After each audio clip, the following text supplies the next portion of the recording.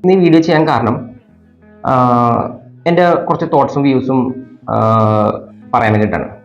ഇത് recently S Naren ICICI prudential mutual ഫണ്ടിൻ്റെ CEO IFA galaxy vision 2035 എന്ന് പറഞ്ഞൊരു പ്രോഗ്രാമിൽ റീസെൻ്റ്ലി ഒരു ടോക്ക് കൊടുക്കുകയുണ്ടായി.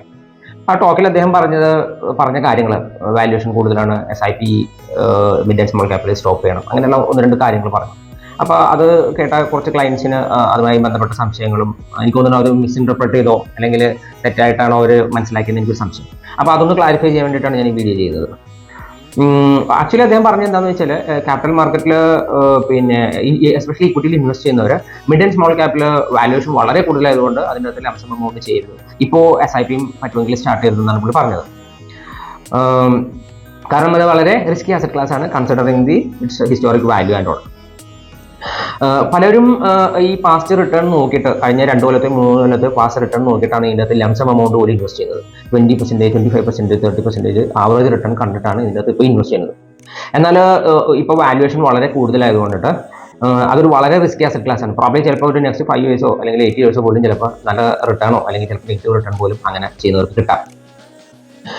സത്യത്തിൽ most of the investors who come in to the market അല്ലെങ്കിൽ ഒരു SIP സ്റ്റാർട്ട് ചെയ്യുന്നത് 10 ഇയർ 20 ഇയർ ആണെന്ന് പറഞ്ഞാലും നമ്മൾ അതിൻ്റെ ഹിസ്റ്റോറിക് ഡാറ്റ പോയി നോക്കുകയാണെങ്കിൽ ഒരു 4 to 5 ഇയേഴ്സിന് മുകളിൽ SIP പോകാറില്ല.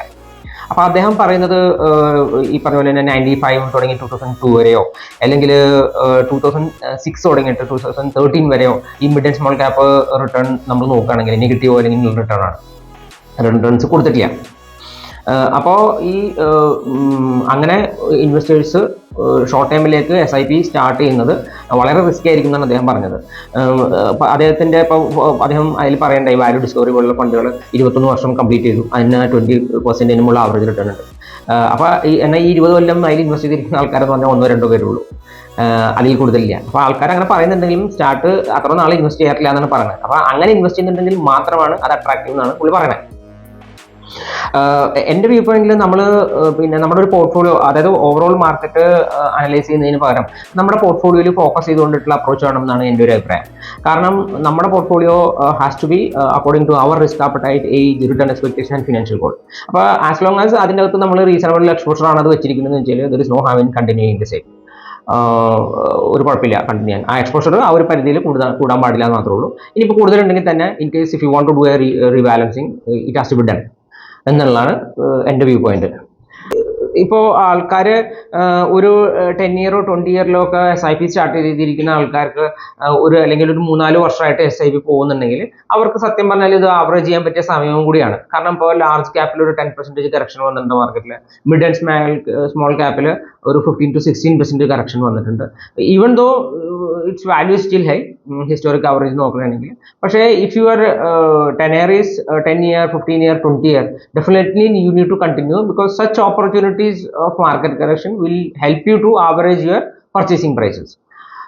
ഇപ്പോൾ സ്റ്റാർട്ട് ചെയ്ത് കഴിഞ്ഞിട്ടുണ്ടെങ്കിൽ വളരെ ഹൈ വാല്യൂവിനായിരിക്കും സ്റ്റാർട്ട് ചെയ്യുക. അപ്പോൾ കുറച്ച് നാൾ നീണ്ടു നിൽക്കുകയാണെങ്കിൽ നമ്മൾ ആവറേജ് ചെയ്യുന്നത് ഹയർ വാല്യൂവിനായിരിക്കും. ഫോർ എക്സാമ്പിൾ ഇപ്പോൾ കഴിഞ്ഞ കൊല്ലം സ്റ്റാർട്ട് ചെയ്ത് ഒരാൾ 10 രൂപ വാങ്ങി, ഇപ്രാവശ്യം തന്നെ 40 രൂപക്കാണ് വാങ്ങുന്നതെങ്കിൽ നിങ്ങളുടെ ആവറേജ് പ്രൈസ് എത്ര? 20-25 രൂപയായി. അതായത് 10 രൂപക്ക് വാങ്ങിയ സാധനങ്ങൾ വിൽക്കണമെങ്കിൽ പോലും 25 രൂപയുടെ മുകളിൽ വന്നാലാണ് നിങ്ങൾക്ക് പ്രോഫിറ്റ് ഉള്ളൂ. അതാണ് ഇതിൻ്റെ കൺസെപ്റ്റ് എന്ന് പറഞ്ഞാൽ.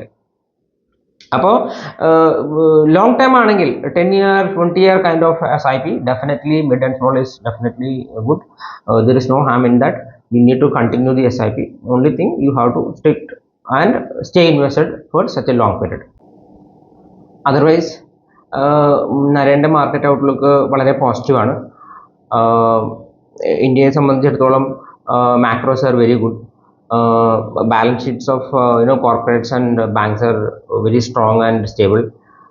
അതുപോലെ തന്നെ ഗവൺമെൻറ്റിൻ്റെ ഫോക്കസും പോളിസീസും റൈറ്റ് ആംഗിളിലാണ്, സ്റ്റേബിൾ ഗവൺമെൻറ് ആണ്. അപ്പോൾ ഇന്ത്യ ഒരു വളരെ അട്രാക്റ്റീവ് ആയിട്ടുള്ള ഡെസ്റ്റിനേഷനാണ് when you are considering a country across the world എന്ന് പറയുന്നത്. സെഗ്മെന്റ് അദ്ദേഹം റെക്കമെൻഡ് ചെയ്യുന്നത് ഈ ഹൈബ്രിഡ് സ്പേസ് ആണ് വെരി അട്രാക്റ്റീവ് ആയിട്ടുള്ളത് എന്നാണ് തന്നെയാണ് പറയുന്നത്. ഈ ഹൈബ്രിഡ് സ്പേസിൽ അസറ്റ് അലോക്കേറ്റർ പോലുള്ള ഫണ്ടുകൾ, മൾട്ടി അസറ്റ് പോലുള്ള ഫണ്ടുകൾ, റെഗുലർ സേവിങ്സ് ഫണ്ട് പോലുള്ള ഫണ്ടുകൾ, ഇക്വിറ്റി ഫണ്ട്സ് ആണെങ്കിൽ ലാർജ് ക്യാപ് ഫണ്ട്സും ഫ്ലെക്സി ക്യാപ് ഫണ്ടും. പ്രത്യേകിച്ച് ലാർജ് ക്യാപ്പിലാണ് കറക്ഷൻസ് റീസണിൽ വന്നിട്ടുള്ളത്. FIS കൂടുതൽ സെല് ചെയ്തിട്ടുള്ള ലാർജ് ക്യാപ്പാണ്. നാളെ തിരിച്ച് FIS ഇൻവെസ്റ്റ്മെന്റ്സ് വരുമ്പോൾ ലാർജ് ക്യാപ്പ് സ്പേസിലായിരിക്കും വരുന്നത്. അപ്പോൾ ഇക്വിറ്റി സ്പേസിലാണെങ്കിൽ സിപ്പ് ഒക്കെ സ്റ്റാർട്ട് ചെയ്യാൻ പറ്റുന്നത് ലാർജ് ക്യാപ്പിൽ തന്നെയാണ്. Even lump sum amount for such കുറച്ച് ലോങ്ങർ പീരീഡിലാണെങ്കിൽ വളരെ അട്രാക്റ്റീവ് ആണെന്നാണ് അദ്ദേഹം പറയുന്നത്. അപ്പോൾ ഇതാണ് നമ്മളുടെ വ്യൂ പോയിന്റ്സ്. എന്തെങ്കിലും ഡൗട്ട് ഉണ്ടെങ്കിൽ ചോദിക്കും.